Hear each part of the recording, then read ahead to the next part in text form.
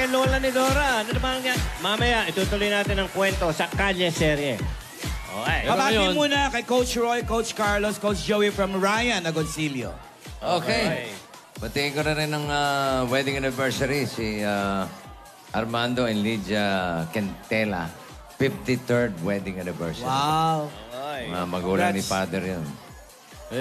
Magkantaan muna tayo. Batiin ko na rin si Mim Jerry at si Misha Javier. Oh, sige. Habang binabati yan, magkantaan muna tayo sa Grand Finals ng Lola's Playlist.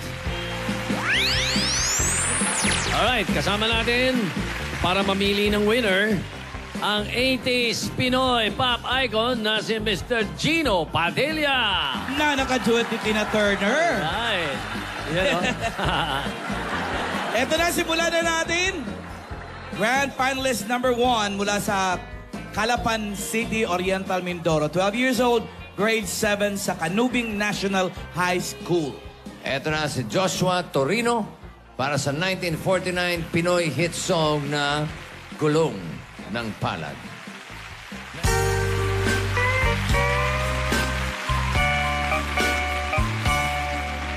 Kung minsan ang takbo ng buhay mo magdurusa nito'y walang hanggan.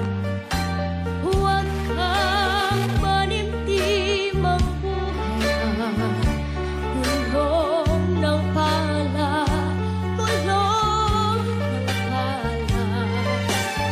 Ay kapal marunong tumingin sa taong naghirap at nasawi. Bawat isang gabi ay mayroon isang umaga, isang umaga. Gulong ng palad ang buhay ay gulong ng palad ang kantungan, ang kapalaran. Kung minsan ay nasa ilalim, gulong ng palad ang buhay ay gulong ng palad ang kantungan, ang kapalaran. Minsa'y nasa ibaba. Kung minsan ang takbo ng buhay mo pagdurusa nito'y walang hanggan. Huwag kang manimtimang buhay. Gulong ng palad, gulong ng palad.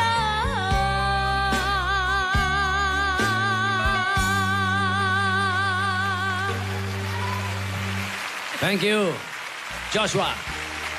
Eto naman ang ating Grand Finalist number 2 mula sa Baguio City. 9 years old, grade 4 sa Masters Academy. Narito naman si Joshua Lumbao para sa 1966 song ni Matt Monroe na Born Free.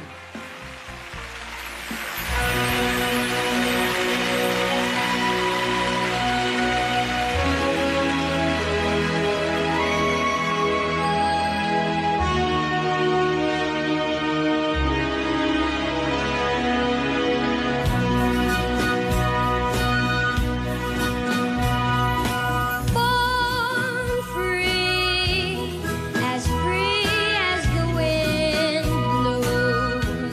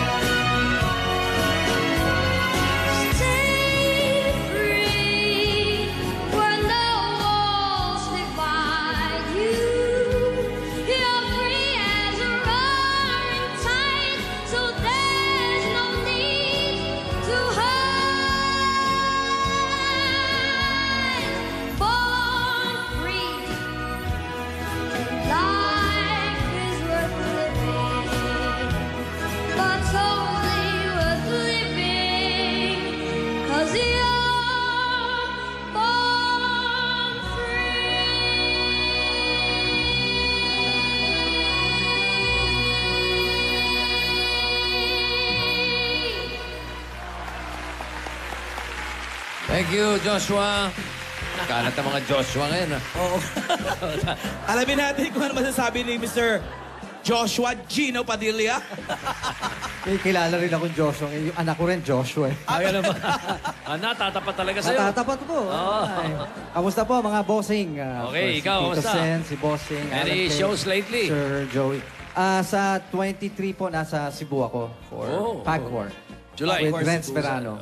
Okay. Sabado, this Saturday. Apo. Alright. Sabado. The closer I get to touching you. Ano masasabi mo sa boses, dalawa? Ano masasabi mo? You know, yung kabataan ngayon na iba na talaga yung level nila eh. You know, you expect na hindi sila mangangapa. Talagang they're gonna hit it spot on. Yung mga notes nila, the way they dress up now, the way they move, no? Kasi hindi nila na-experience yung mga songs na yan. Ako na-experience ko yan, no? Pero nabibilib ako kung paano nila nakuha yon and na-incorporate nila yon sa style nila ngayon.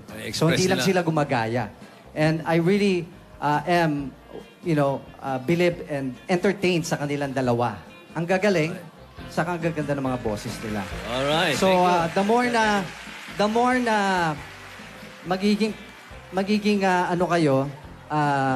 passionate kayo sa music nyo, mas lalo nyo may embrace yung magic. May magic dyan eh. So yun. Maraming potential kayo and good luck and well done. Alright, thank you, Thank Mr. you, Gino Mr. Padilla. Gino. Mamaya, malalaman natin kung sino sa kanilang dalawa ang papasok sa championship. Oo. Ngayon naman, pahinga ka muna, Gino, at magkakaliseri na muna tayo. Ano kaya nangyari na sa paghahanap nila kay Lola? Ano kaya? Pagdarasal na ba natin o ipagdarasal pa natin na makita? Ganun lang yan eh, okay.